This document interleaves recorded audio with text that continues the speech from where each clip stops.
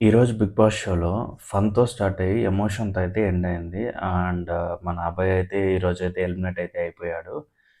And ఈరోజు ఆహ్, మన నామినేషన్‌లోకి వచ్చిన Sita and Nainika, Vishnupriya, Prerana, Yashmi and మన మణికంఠ, అభయ్.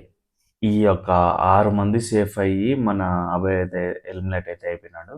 అండ్ ఇంకొక విషయం ఏందంటే నైనిక ఫస్ట్ రౌండ్‌లో ఎవరంటే సీత అయితే సేఫ్ అయింది. సెకండ్ రౌండ్‌కొచ్చే టయానికి నైనిక అండ్ మణికంఠ ఈళ్ళైతే అయిపోయారు. తర్వాత ప్రేరణ, తర్వాత యష్మి అండ్ ఇది లాస్ట్ వరకొచ్చింది ఎవరెవరంటే మన పృథ్వీ అండ్ అభి అభయ్.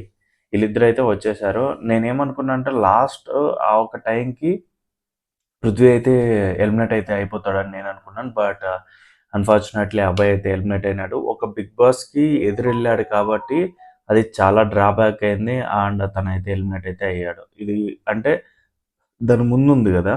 దాని ముందంట తను ఎగ్జాక్ట్‌గా ఆడడం వల్ల చీఫ్ అయ్యాడు. చీఫ్ నుంచి ఆహ్, ఈ పొజిషన్‌కైతే వచ్చాడు. కానీ ఇక్కడ కొంచెం మిస్ మ్యాచ్ అయింది. బిగ్ బాస్‌కి దీనికి పడక ఏదేదో మాట్లాడడం వల్ల అది నెగెటివ్‌గా స్ప్రెడ్ అయ్యి, ఆ నెగెటివ్ వల్ల మొన్న నాగార్జున నిన్న క్లాస్ పీకాడు. ఆ క్లాస్ ఒకటి అండ్ దానికి తోడు ఈ యొక్క వీక్‌లో తన మీద చాలా నెగెటివ్ ఇంపాక్ట్ అయితే పడింది. దానివల్ల అయితే తనైతే ఎలిమినేట్ అయిపోయాడు.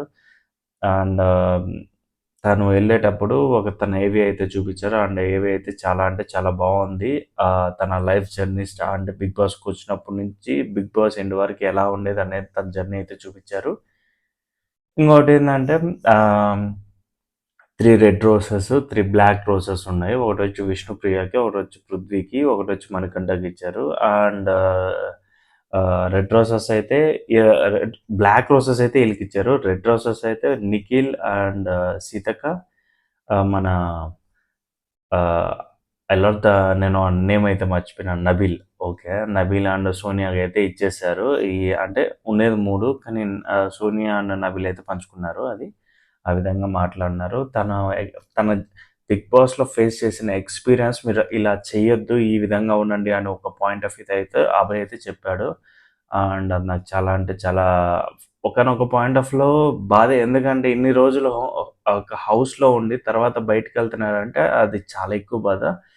సీతక్కకి తనకి ఎక్కువ బాండింగ్ ఉండడం వల్ల ఏడ్చేసింది. అండ్ నిఖిల్ ఈళ్ళందరూ వచ్చి లిటరల్లీ వాళ్ళ క్రయింగ్ ఫేస్ పెట్టారే గానీ ఆడికాడికి జరిగింది. బట్ సీతక్కకి అయితే ఒక డైలాగ్ వచ్చాడు. నేను బయటకొచ్చిన తర్వాత ఈసారి రాఖీకి నువ్వు ఖచ్చితంగా నీ దగ్గరైతే నేను రాఖీ అయితే కట్టించుకుంటాననే విధంగా అలా అయిపోయింది.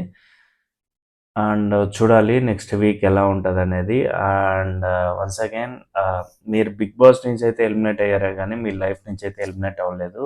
అండ్ మీ సక్సెస్ ఇప్పుడున్న ఫిల్మ్స్ చేస్తున్నారు గదా! దీనికంటే ఎక్కువ సక్సెస్ అవ్వాలని కోరుకుంటున్నాను. అండ్ మీరు లోపల ఫేస్ చేశారంటే బ్యాడ్ ఫేస్ అది బయటకొచ్చిన తర్వాత ఇయన్నీ మీరు కంట్రోల్‌లో పెట్టుకోవాలనైతే మనస్ఫూర్తిగా అయితే కోరుకున్నాను అభయ్.